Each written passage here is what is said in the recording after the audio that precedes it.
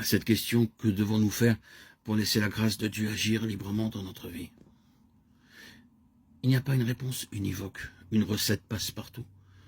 Pour y répondre de manière complète, il faudrait faire tout un traité de vie chrétienne, où l'on parlerait de la prière, de l'oraison principalement, tellement fondamentale à cet égard, du repas de la scène, de la purification de notre cœur, de la docilité au Saint-Esprit, et tous les moyens par lesquels la grâce de Dieu peut pénétrer davantage en nous. Il serait difficile d'aborder tous ces thèmes. Il faudrait simplement s'attacher à un élément de la réponse à la question posée. Nous choisissons d'en parler parce qu'il est d'une importance absolument fondamentale. Il est trop peu connu et pris en considération dans la vie concrète de la plupart des chrétiens, même très généreux dans leur foi. La vérité essentielle que je voudrais présenter et développer est la suivante. Pour permettre à la grâce de Dieu d'agir en nous et de produire en nous, avec la coopération bien sûr de notre volonté, de notre intelligence, de nos capacités, toutes ces bonnes œuvres que Dieu a préparées d'avance pour que nous les accomplissions, Éphésiens 2:10. Il est de la plus haute importance que nous nous efforcions d'acquérir et de conserver la paix intérieure, la paix de notre cœur. Pour faire comprendre cela, nous pouvons utiliser une image, à ne pas trop forcer comme toutes les comparaisons, mais qui pourra être éclairante. Considérons la surface d'un lac au-dessus de laquelle brille le soleil.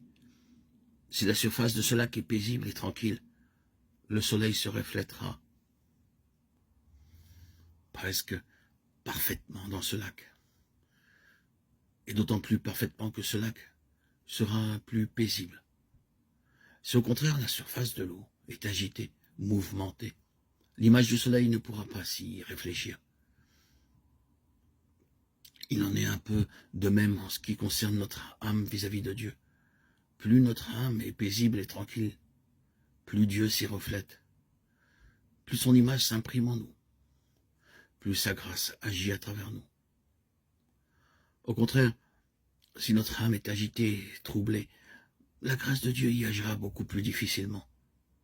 Tout le bien que nous pouvons faire est un reflet de ce bien essentiel qu'est Dieu. Plus notre âme est paisible, égale, abandonnée, plus ce bien se communique à nous et aux autres à travers nous. Le Seigneur donne la puissance à son peuple.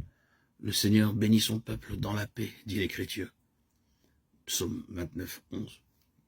Dieu est le Dieu de la paix. Il ne parle et n'opère que dans la paix, non pas dans le trouble et l'agitation. Souvenons-nous de l'expérience du prophète Élie à l'Horeb. Dieu n'était ni dans l'ouragan, ni dans le tremblement de terre, ni dans le feu,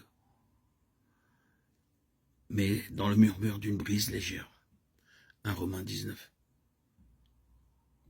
Souvent, nous nous agitons et nous nous inquiétons en voulant tout résoudre par nous-mêmes, alors qu'il serait bien plus efficace de rester paisible sous le regard de Dieu et de le laisser, lui, agir et œuvrer en nous avec sa sagesse et sa puissance infiniment supérieure aux nôtres. Car ainsi parle le Seigneur, le Saint d'Israël. Dans la conversion et le calme était votre salut, dans la sérénité et la confiance était votre force. Mais vous n'avez pas voulu. Isaïe 30, 15. Mon discours n'est pas bien entendu une invitation à la paresse et à l'inaction. Il est invitation à agir beaucoup parfois, mais sous l'impulsion de l'Esprit de Dieu, qui est un esprit doux et paisible, et non pas dans cet esprit d'inquiétude, d'agitation, d'empressement excessif, qui est trop souvent le nôtre. Notre zèle, même pour Dieu, est souvent mal éclairé. Saint Vincent de Paul, la personne la moins soupçonnable de paresse qui soit, disait « Le bien que Dieu fait se fait par lui-même, presque sans qu'on s'en rende compte. » Il nous faut être plus pâtissant qu'agissant.